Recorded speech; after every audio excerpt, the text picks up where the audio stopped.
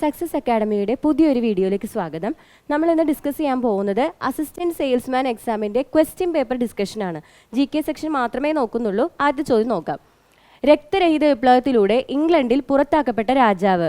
അപ്പോൾ ഇവിടെ answer Charles ആണ്. രക്തരഹിത വിപ്ലവം അല്ലെങ്കിൽ മഹത്തായ വിപ്ലവം നടന്ന വർഷം 1688. 1688 ഇംഗ്ലണ്ടിൽ ലോങ് പാർലമെൻറ്റ് നിയമം പാസ്സാക്കിയത് ചാൾസ് ഒന്നാമനാണ്.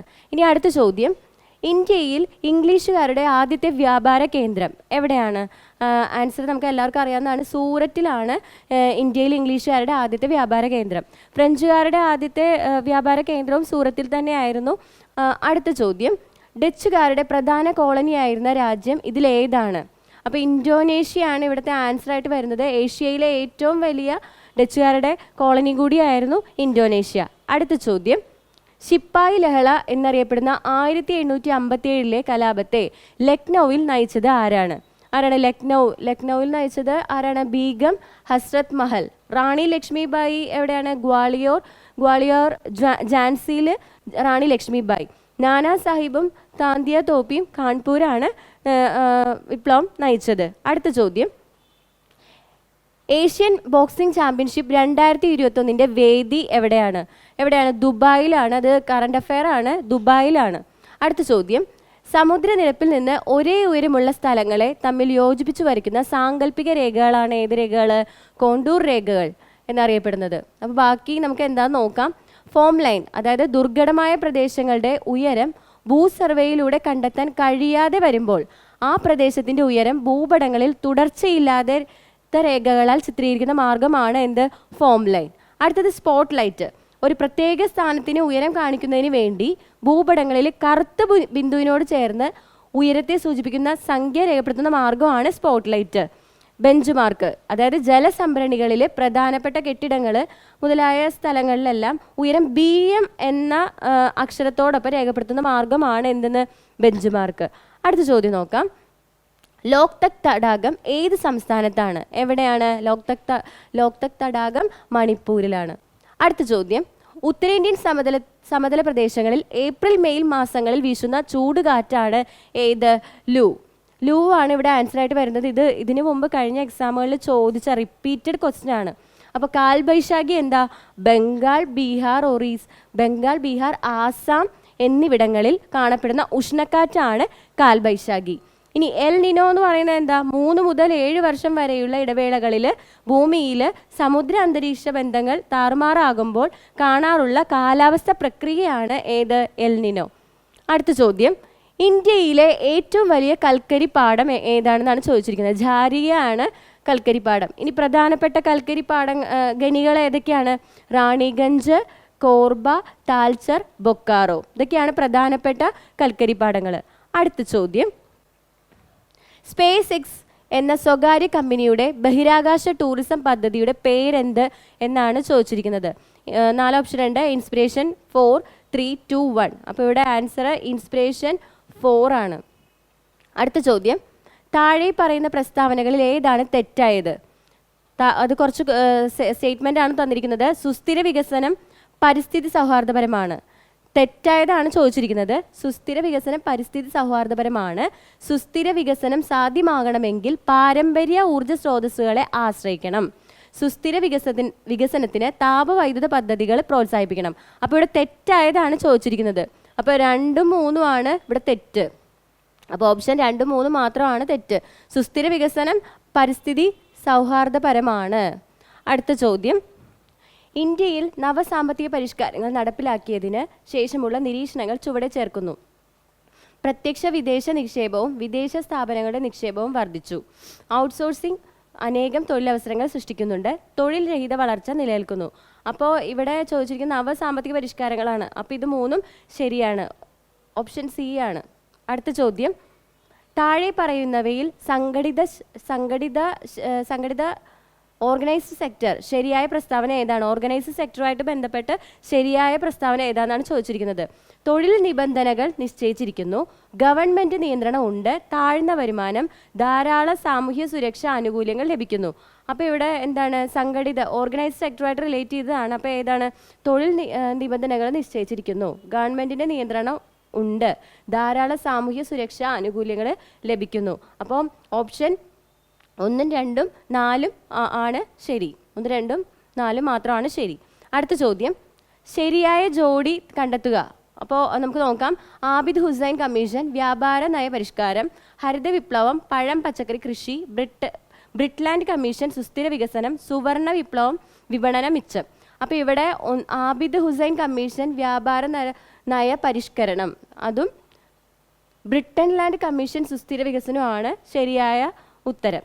അടുത്തത് 2020-21 സാമ്പത്തിക സർവേ പ്രകാരം സാമ്പത്തിക വർഷത്തിൽ ഇന്ത്യയുടെ GDP ഗ്രോസ് ഡൊമസ്റ്റിക് പ്രോഡക്റ്റിൻ്റെ വളർച്ചാ നിരക്ക് എന്തായിരിക്കും, എത്രയായിരിക്കും എന്നാണ് ചോദിക്കുന്നത്. അത് 11%. അടുത്ത ചോദ്യം, ഇന്ത്യൻ ഭരണഘടനയുടെ തിരിച്ചറിയൽ രേഖ എന്ന എന്നെ പൽക്കിവാല വിശേഷിപ്പിച്ചത് എന്തിനെയാണ്? അപ്പോൾ ഇവിടെ നമുക്ക് അത് എല്ലാവർക്കും അറിയാവുന്ന ഒരു ചോദ്യമാണ്. ആമുഖത്തെയാണ് എന്നെ പൽക്കിവാല വിശേഷിപ്പിച്ചിരിക്കുന്നത്. അടുത്ത ചോദ്യം, ഇന്ത്യയിൽ തദ്ദേശ സ്വയംഭരണ സ്ഥാപനങ്ങൾക്ക് ഭരണഘടനാ പദവി ശുപാർശ ചെയ്ത കമ്മീഷൻ ഏതാണ് എന്നാണ് ചോദിച്ചിരിക്കുന്നത്. അപ്പോൾ ഇവിടെ ആൻസർ ആയിട്ട് വരുന്നത് PK തുങ്കൻ കമ്മിറ്റിയാണ്. അടുത്ത ചോദ്യം, മൗലിക അവകാശങ്ങൾ സംരക്ഷിക്കുന്നതിന് റിട്ട് പുറപ്പെടുവിക്കാൻ സുപ്രീം കോടതിക്ക് അധികാരം നൽകുന്ന അനുച്ഛേദം ഏതാണ്? അതേതാണ്? ആർട്ടിക്കിൾ 32 അപ്പോൾ ആർട്ടിക്കിൾ 226 നമുക്കറിയാം, അത് ഹൈക്കോർട്ടിനുള്ള അധികാരമാണ്. ആർട്ടിക്കിൾ 17 അയിത്ത നിർമ്മാർജ്ജനം, ആർട്ടിക്കിൾ 368 ഭരണഘടനാ ഭേദഗതിയാണ്. അടുത്ത ചോദ്യം, രാഷ്ട്രത്തിൻ്റെ നിർദ്ദേശക തത്വങ്ങൾ ഏത് രാജ്യത്തിൻ്റെ ഭരണഘടനയുടെ സ്വാധീനത്തിൽ നിന്നും രൂപം കൊണ്ടതാണ്? ഏതാണ്? അയർലൻഡിൽ നിന്നാണ് നമ്മൾ നിർദ്ദേശക തത്വങ്ങൾ എടുത്തിരിക്കുന്നത്. പിന്നെ എന്താണ്? രാഷ്ട്രപതി തിരഞ്ഞെടുപ്പ്, പിന്നെ രാഷ്ട്രപതി രാജ്യസഭയിലേക്ക് നാമനിർദ്ദേശം ചെയ്യുന്നതും അയർലൻഡിൽ നിന്നും ആണ് നമ്മൾ കടമെടുത്തിരിക്കുന്നത്. അടുത്ത ചോദ്യം, സുപ്രീം കോടതിയുടെ ഇപ്പോഴത്തെ ചീഫ് ജസ്റ്റിസ് ആരാണ്? ഇത് കഴിഞ്ഞ എക്സാമിന് ചോദിച്ച ചോദ്യമാണ്. ഏതാണ്? ജസ്റ്റിസ് NV രമണയാണ് ആൻസർ. അടുത്ത ചോദ്യം, തിരുവിതാംകൂർ പ്രദേശത്തെ കൃഷിക്കാരുടെ മാഗ്ന കാർട്ട എന്ന് വിശേഷിപ്പിക്കുന്ന ഭൂനിയമ നിർമ്മാണ വിളംബരം ഏതാണെന്നാണ് ചോദിച്ചിരിക്കുന്നത്. അപ്പോൾ ഓപ്ഷൻ ഇവിടെ ആൻസർ ആയിട്ട് വരുന്നത് പാട്ട വിളംബരം ആണ് ഉത്തരം. അടുത്ത ചോദ്യം, സംസ്ഥാന ദുരന്ത നിവാരണ അതോറിറ്റിയുടെ വൈസ് ചെയർമാൻ ആരാണെന്നാണ് ചോദിച്ചിരിക്കുന്നത്. അപ്പോൾ മുഖ്യമന്ത്രി, പ്രധാനമന്ത്രി, റവന്യൂ മന്ത്രി, ആരോഗ്യമന്ത്രി. ഇവിടെ ആൻസർ റവന്യൂ മന്ത്രി. അടുത്ത ചോദ്യം, കാണാതായ കുട്ടികളെ കണ്ടെത്തുന്നതിന് വേണ്ടി സംസ്ഥാന സർക്കാർ രൂപീകരിച്ച പദ്ധതി ഏതാണെന്നാണ് ചോദിച്ചിരിക്കുന്നത്. അപ്പോൾ ഏതാണ്? ഓപ്പറേഷൻ വാത്സല്യാണ് കാണാതായ കുട്ടികളെ കണ്ടെത്തുന്നതിന് വേണ്ടി സംസ്ഥാന സർക്കാർ രൂപീകരിച്ച പദ്ധതി. നിർഭയ നമുക്കറിയാം, സ്ത്രീകളുടെയും കുട്ടികളുടെയും അതിക്രമങ്ങൾ തടയാൻ വേണ്ടി കേരള സർക്കാർ നടപ്പിലാക്കിയൊരു പദ്ധതിയാണ്. 2014 ഫെബ്രുവരിയിലാണ് നിർഭയ പദ്ധതി നടപ്പിലാക്കിയത്, 2014. ഓപ്പറേഷൻ വിജയ്, ഗോവ, ദാമൻ, ദിയു എല്ലാം ഇന്ത്യൻ യൂണിയനോട് കൂട്ടിച്ചേർത്ത പദ്ധതിയാണ് operation Vijay. Pink police 2016 August 15 നടപ്പിലാക്കിയൊരു പദ്ധതിയാണ്. സ്ത്രീകളുടെ സുരക്ഷയാണ് പിങ്ക് പോലീസ് ആ പദ്ധതി. അടുത്തത്, സംസ്ഥാന വനിതാ കമ്മീഷൻ അധ്യക്ഷ ആരാണ്? P സതീദേവിയാണ്. MC ജോസഫൈൻ ഓപ്ഷനിലുണ്ട്, അത് ഇതിന് മുന്നത്തെ ആണ് MC ജോസഫൈൻ. ഇവിടെ ആൻസർ P സതീദേവിയാണ്. അടുത്ത ചോദ്യം, മനുഷ്യ ശരീരത്തിൽ ഇൻസുലിൻ പുറപ്പെടുവിക്കുന്ന ഗ്രന്ഥി കരൾ, പാൻക്രിയാസ്, പിറ്റ്യൂട്ടറി, പീനിയൽ ഗ്രന്ഥി. ആൻസർ പാൻക്രിയാസ് ആണ്. സ്വീറ്റ് ബ്രെഡ് എന്നറിയപ്പെടുന്ന ഗ്രന്ഥിയാണ് പാൻക്രിയാസ്. കരൾ എന്താ? ശരീരത്തിലെ രാസപ്രവർത്തനശാലയാണ് കരൾ. ഇനി എന്താ? പിറ്റ്യൂട്ടറി ഗ്രന്ഥി മനുഷ്യ ശരീരത്തിലുള്ള എല്ലാ അന്തസ്രാവി ഗ്രന്ഥികളെയും ഏകോപിപ്പിക്കുന്ന പിറ്റ്യൂട്ടറി ഗ്രന്ഥിയാണ്. പീനിയൽ ഗ്രന്ഥി മസ്തിഷ്കത്തിൻ്റെ മധ്യഭാഗത്തായിട്ട് കാണപ്പെടുന്ന ഗ്രന്ഥിയാണ് പീനിയൽ ഗ്രന്ഥി. അടുത്തത്, പരിസ്ഥിതി സംഘടനയായ IUCN ആസ്ഥാനം സ്വിറ്റ്സർലാൻഡ് ആണ് ആസ്ഥാനം. International Union for Conservation of Nature ആസ്ഥാനം സ്വിറ്റ്സർലാൻഡ്. കോവിഡ് രോഗാരിയായ SARS-CoV-2 ജനിതകപരമായി ഏതിനം വൈറസാണ്? അത് RNA വൈറസ് ആണ്. Answer RNA virus. അടുത്ത ചോദ്യം, RCG വാക്സിൻ ഏത് ഒരു ചെറിയൊരു മിസ്റ്റേക്കാണ്. BCG വാക്സിനാണ്. BCG വാക്സിൻ ഏത് രോഗപ്രതിരോധത്തിന് വേണ്ടിയുള്ളതാണ്? ഏതാണ്? ക്ഷയമാണ്. BCG വാക്സിൻ ക്ഷയം. ഇനി ഡിഫ്തീരിയ എന്ന് പറഞ്ഞാൽ എന്താ? തൊണ്ടയിൽ ബാധിക്കുന്ന ഒരു ബാക്ടീരിയൽ ഡിസീസാണ് ഡിഫ്തീരിയ. വില്ലൻ ചുമ ബോർഡെല്ല പെർട്ടൂസിസ് എന്ന ബാക്ടീരിയ പടർത്തുന്ന രോഗമാണ് വില്ലൻ ചുമ. ഇനി മെനിഞ്ചൈറ്റിസ് എന്താണ്? മസ്തിഷ്കത്തിലെ സ്ഥലപാളിയായ മെനിഞ്ചൈറ്റിസിന് ഉണ്ടാകുന്ന അണുബാധയാണ് മെനിഞ്ചൈറ്റിസ്. അടുത്ത ചോദ്യം, ഖരമാലിന്യ സംസ്കരണത്തിലെ മികവിന് തദ്ദേശ സ്ഥാപനങ്ങൾക്കുള്ള കേരള സർക്കാരിൻ്റെ ശുചിത്വ പുരസ്കാരം ഏതാണെന്നാണ് ചോദിച്ചിരിക്കുന്നത്. നവകേരള പുരസ്കാരമാണ് അതിൻ്റെ ആൻസർ. അടുത്ത ചോദ്യം, ഒരു ബസ്സിൽ റിയർ വ്യൂ മിയറായി ഉപയോഗിച്ചിരിക്കുന്ന കോൺവെക്സ് ദർപ്പണത്തിൻ്റെ ഫോക്കൽ ദൂരം 0.5 മീറ്റർ ആണ്. ഇതിൻ്റെ വക്രത ആരം നിർണ്ണയിക്കുക. അപ്പോൾ വക്രത ആരം R =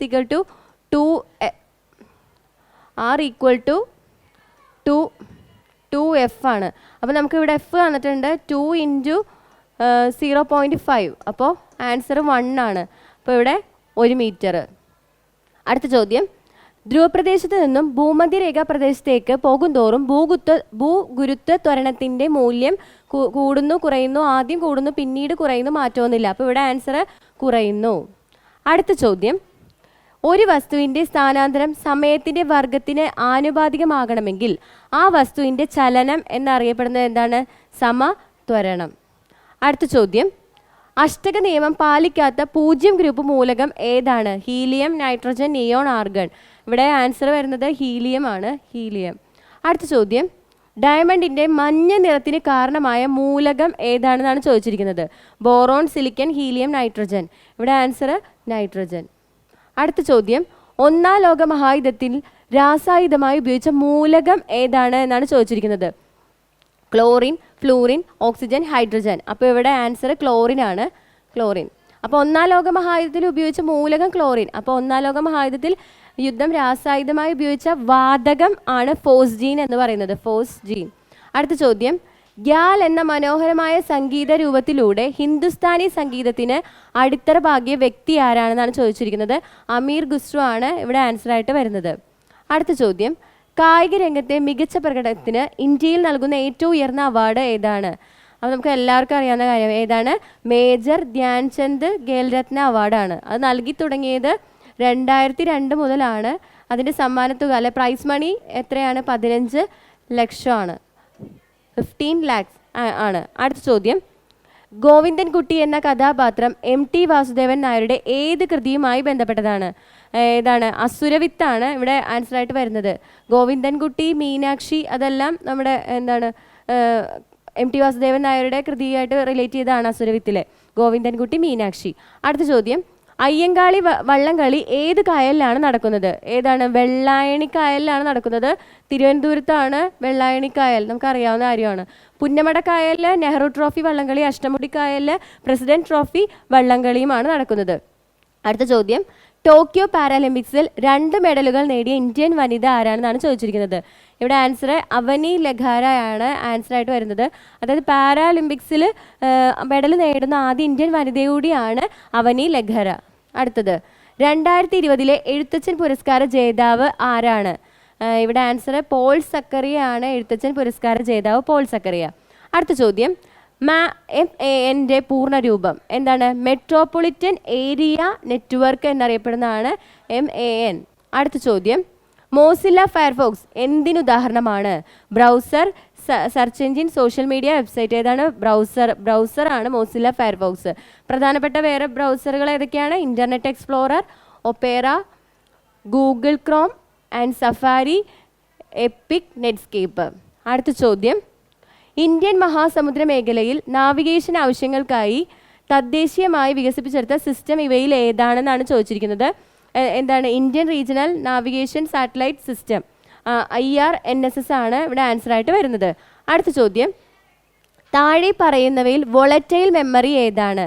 Rome, RAM, flash drive, Blu ray disc. ഇവിടെ ആൻസർ റാം ആണ്. താൽക്കാലിക മെമ്മറി അല്ലെങ്കിൽ കമ്പ്യൂട്ടർ നമുക്ക് ടേൺ ഓഫ് ആക്കി കഴിയുമ്പോൾ ഇൻഫർമേഷൻ നഷ്ടമാവുന്ന മെമ്മറിയാണ്. ഇനി റോം എന്ന് പറയുമ്പോൾ എന്താണ്? സ്ഥിര മെമ്മറിയാണ്, വോളറ്റൈലാണ്. റാം നോൺ വോളറ്റൈൽ ആണ്, ഇത് വോളറ്റൈൽ ആണ്. ഇനി ഫ്ലാഷ് ഡ്രൈവ് എന്ന് പറയുമ്പോൾ നോൺ വോളറ്റൈൽ മെമ്മറിക്ക് ഉദാഹരണം തന്നെയാണ്. ബ്ലൂറേ ഡിസ്ക് ഒപ്റ്റിക്കൽ ഡിസ്ക് ആണ്. അടുത്തത്, മുഖ്യ വിവരാവകാശ കമ്മീഷണറെയും മറ്റ് കേന്ദ്ര വിവരാവകാശ കമ്മീഷണറെയും തിരഞ്ഞെടുക്കുവാനുള്ള കമ്മിറ്റിയിൽ അംഗമല്ലാത്തത് ആരൊക്കെയാണെന്നാണ്. ആരാണ് അംഗമല്ലാത്ത ആര്? അപ്പോൾ ഇവിടെ സുപ്രീം കോടതി ചീഫ് ജസ്റ്റിസ് ആണ് ഇതിൻ്റെ ആൻസർ ആയിട്ട് വരുന്നത്. സുപ്രീം കോടതി ചീഫ് ജസ്റ്റിസ്. അടുത്ത ചോദ്യം, താഴെ കൊടുത്തിരിക്കുന്നവയിൽ 2005 ഗാർഹിക പീഡന നിരോധന നിയമപ്രകാരം പ്രൊട്ടക്ഷൻ ഓഫീസറുടെ ചുമതല അല്ലാത്തതാണ് ചോദിച്ചിരിക്കുന്നത്. അപ്പം ബന്ധപ്പെട്ട മന്ത്രാലയങ്ങളുടെയും NGOയുടെയും സേവനങ്ങളെ ഏകോപിപ്പിക്കുക, അതാണ് ആൻസർ ആയിട്ട് വരുന്നത്. അടുത്ത ചോദ്യം, കേന്ദ്ര മനുഷ്യാവകാശ കമ്മീഷൻ ചെയർമാൻ്റെ കാലാവധി എത്രയാണ്?